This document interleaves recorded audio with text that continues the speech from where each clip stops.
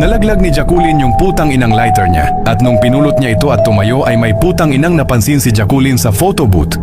May lalaking gumagamit ng photo booth kahit alas 3 na ng madaling araw. Napansin niya din na may bare yung medyas ng lalaki. Kaya alam niyang hindi matured na lalaki yung nasa photo booth. Wala naman siyang pakialam dito kaya umalis na lang din siya. Kinabukasan, napadaan ulit si Jacqueline sa photo booth at napansin niya na nandun pa din yung putang inang lalaki na nakita niya kagabi.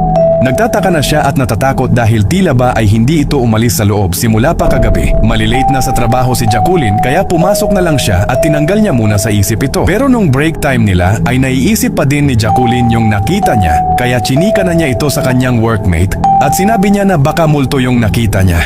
Sinabihan naman siya ng kanyang workmate na wag na lang daw muna doon dumaan para sa safety niya din.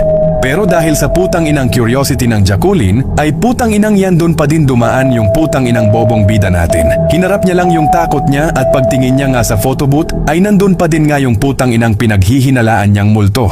Nakripihan na si Jacqueline kaya di na niya kinaya at inignore na lang niya ulit ito. Pero nung putang inang paalis na siya ay biglang nag-take ng picture yung lalaki. Nag-print out yung putang inang picture kaya napatigil si Jacqueline.